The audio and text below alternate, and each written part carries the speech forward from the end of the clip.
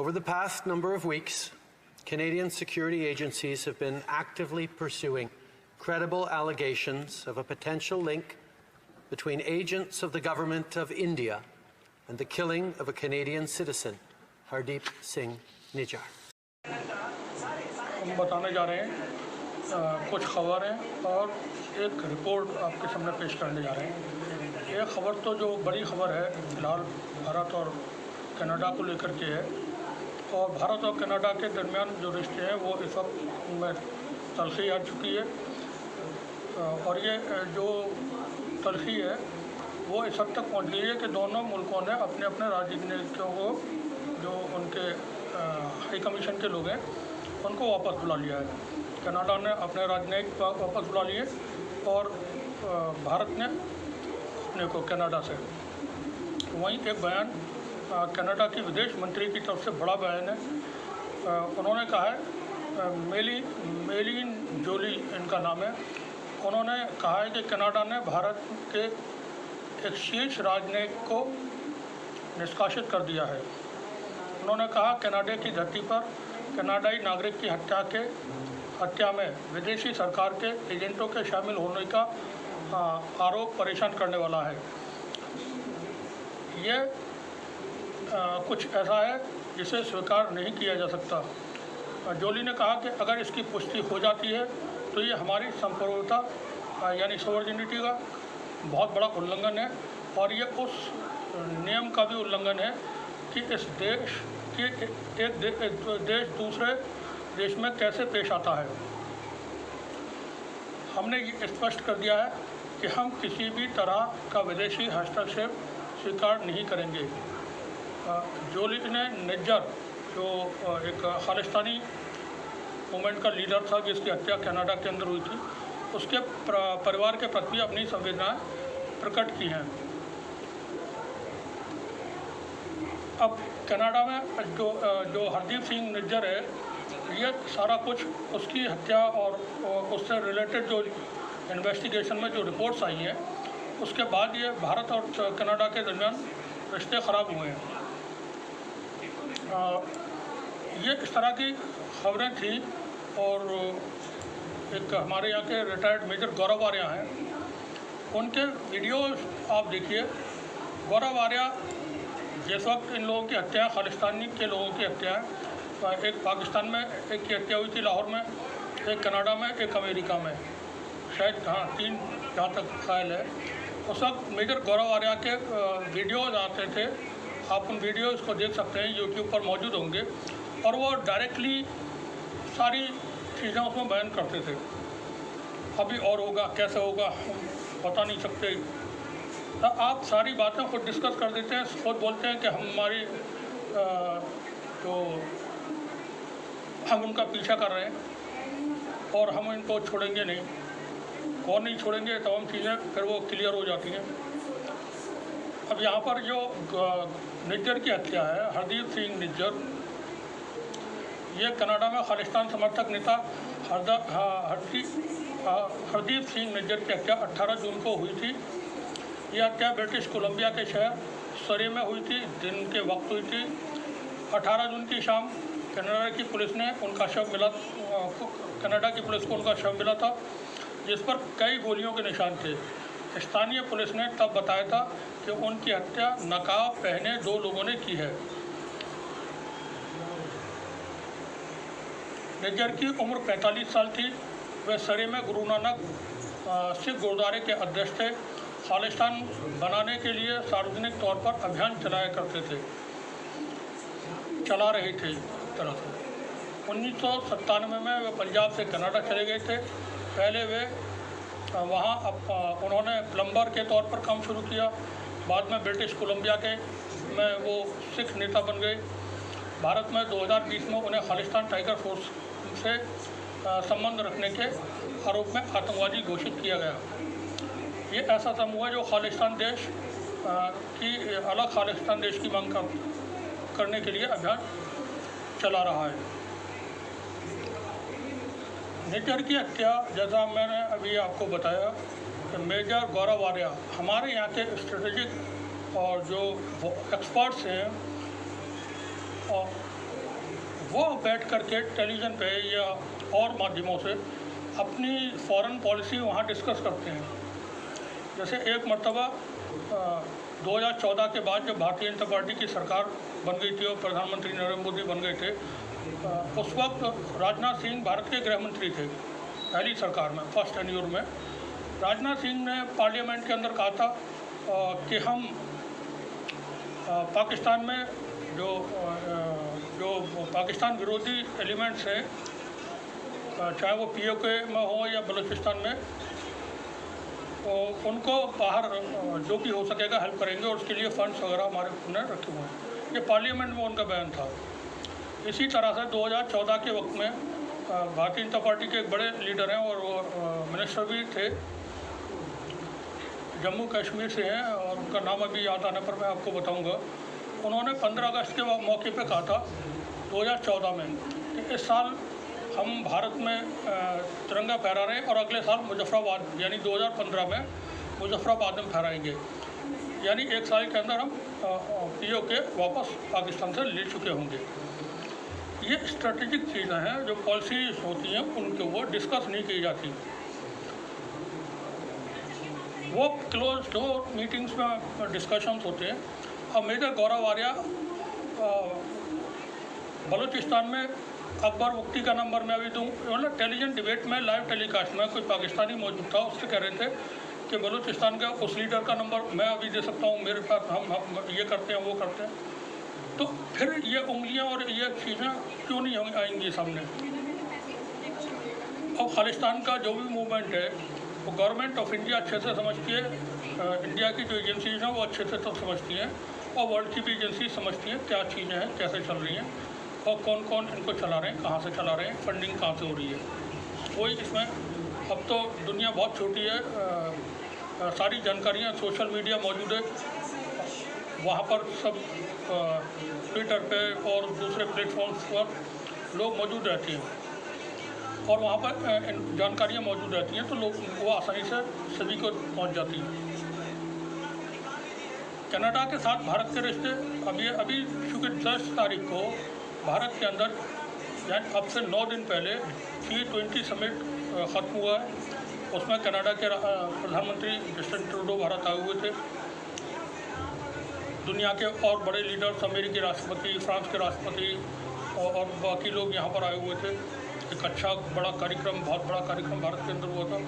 उसके एक सप्ताह बाद ही ये सारे डेवलपमेंट्स हो रहे हैं और ये डेवलपमेंट्स थोड़ा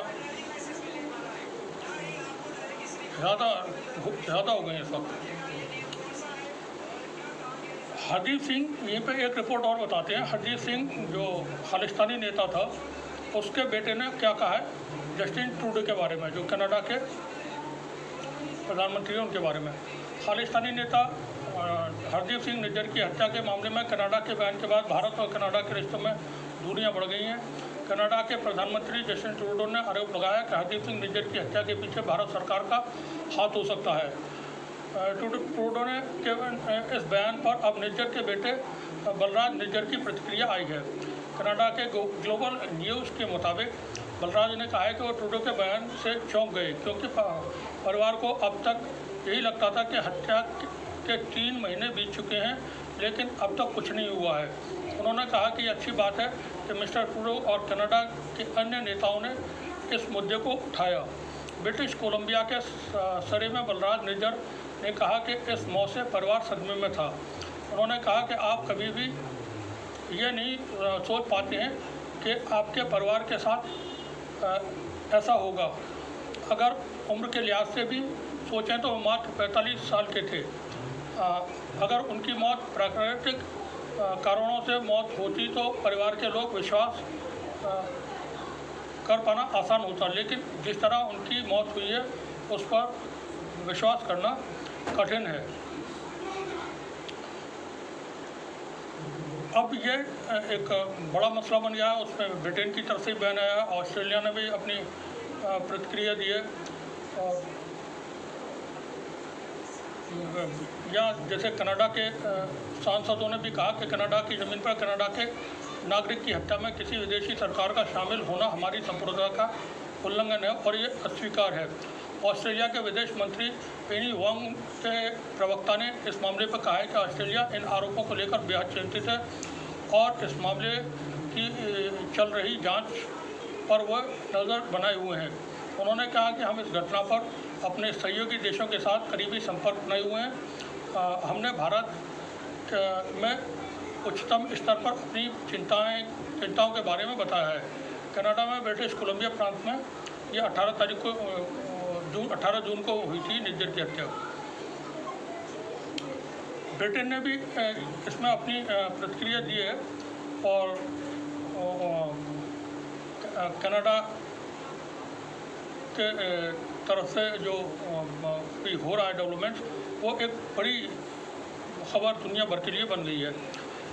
ब्रिटिश सरकार के प्रवक्ता ने कहा कि इन गंभीर आरोपों को लेकर हम कनाडा के साथ करीबी संपर्क बनाए हुए हैं। जो कनाडा ने आरोप लगाए हैं, वहाँ के प्रधानमंत्री ने आरोप लगाए भारत के ऊपर, भारत सरकार के ऊपर, तो उस पर ये ब्रिटिश सरकार के जो स्पोक्स पर्सन है उनका कहना है। हालांकि ब्रिटेन ने यह भी कहा कि कनाडा की सरकार इस मामले की फ़िलहाल जांच कर रही है। इस मामले पर और कोई टिप्पणी करना उचित नहीं। ब्रिटेन ने मंगलवार को व्हाइट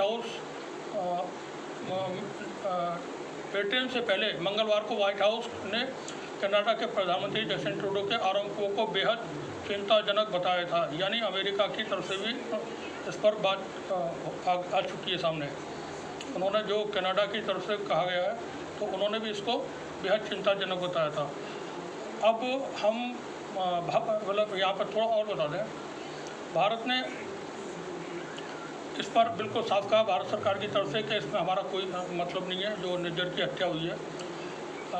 मंगलवार को भी भारत ने कनाडा पर आरोप लगाया कि वो भारत की सुरक्षा को धमकी देने वाले खालिस्तानी चरमपंथियों और आतंकवादियों को पनाह दे रहा है। निर्जर की हत्या से भारत ने मना किया, लेकिन भारत ने ये कहा कि कनाडा खालिस्तानियों को पनाह दे रहा है। अब ये जो डेवलपमेंट्स हो रहे हैं, इनका कई सारी चीज़ों पर भारत और कनाडा के बीच में असर पड़ेगा। कारोबार को लेकर के द्विपक्षीय जो एग्रीमेंट्स होते हैं उनको लेकर के, मुक्त व्यापार जो समझौता पर बातचीत होने वाली थी वो कनाडा की तरफ से रोक दी गई है, जो इस साल के आखिर तक उसको अंजाम देना था। उद्योग जगत के बारे में अनुमान है कि इस पर भी जो म्यूचुअल पार्टनरशिप्स हैं उनको लेकर के द्विपक्षीय व्यापार में भी इसमें फ़र्क आएगा। भारत और कनाडा के बहुत मजबूत रिश्ते रहे हैं। कनाडा भारत में निवेश करने वाला 17वां बड़ा देश है। 2002 के बाद से अब तक कनाडा ने $3.6 अरब का निवेश भारत में किया, जबकि भारत के स्टॉक मार्केट और डेट मार्केट में कनाडा के पोर्टफोलियो इन्वेस्टर्स ने अरबों डॉलर के निवेश किए हुए हैं। कनाडा पेंशन फंड्स ने भारत के बाज़ार में तकरीबन $15 अरब का निवेश रियल एस्टेट, फाइनेंशियल सेक्टर समेत और दूसरी चीज़ों में किया हुआ है। दोनों देशों के बीच कारोबार से कॉरपोरेट कंपनियों को काफ़ी फ़ायदा हुआ और इसमें भारत में उनकी बहुत 600 से ज़्यादा कंपनियां कनाडा की इस वक्त काम करती हैं, जबकि भारत की 30 से ज़्यादा कंपनियां और कनाडा में अरबों डॉलर के निवेश कर रखे हैं। इसमें हज़ारों लोगों को वहाँ की नौकरियाँ मिली हुई हैं। विश्लेषकों का मानना है कि दोनों देशों के बीच खराब होते रिश्तों का असर भारत में सिख बहुसंख्यक राज्य पंजाब के हज़ारों सिख परिवारों पर पड़ सकता है। बड़ी संख्या में इस राज्य की सिख आबादी कनाडा में रहती है, जो अपने परिवारों को पैसा भेजती है। कनाडा में सिख समुदाय की संख्या लगभग 20 सालों में पिछले 20 सालों में बढ़ी है। कनाडा की कुल आबादी के यह 2% हिस्सा है। अच्छा, अब थोड़ा सा ये जो चीज़ें हो रही हैं, जैसा हमने बताया कि मेजर गौरव आर्या, GD बख्शी, जब भी कोई इस तरह के सेंसिटिव मैटर्स होते हैं भारत पाकिस्तान को लेकर के, भारत चाइना को लेकर के वहाँ इस तरह के वॉर एक्सपर्ट्स को बुला करके टेलीविज़न पर डिबेट कराई जाती हैं और वो पता नहीं किस झोंक में आकर के हमारी सारी पॉलिसी देश की जो पॉलिसीज हैं उनको एक्सप्लेन करना शुरू कर देते हैं। वहाँ बड़े एक्सपर्ट्स बनने की वजह से अपने आप को साबित करने के लिए कि हमको ज़्यादा जानकारियाँ जो भी पढ़ा लिखा आदमी है, जो थोड़े दिन किताबें पढ़ लेता है या खबरें देख लेता है या उस संबंध में हो तो बहुत सारे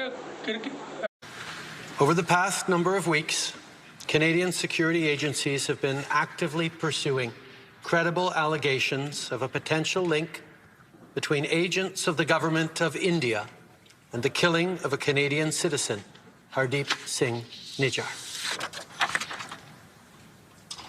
Canada is a rule of law country.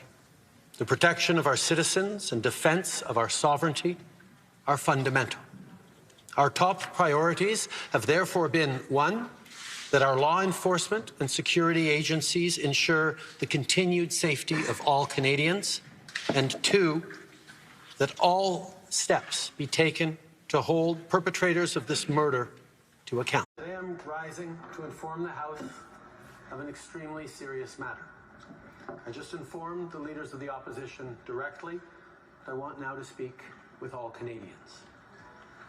Over the past number of weeks, Canadian security agencies have been actively pursuing credible allegations of a potential link between agents of the government of India and the killing of a Canadian citizen, Hardeep Singh Nijjar. Canada is a rule of law country.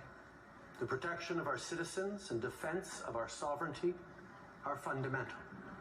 Our top priorities have therefore been, one, that our law enforcement and security agencies ensure the continued safety of all Canadians, and two, that all steps be taken to hold perpetrators of this murder to account.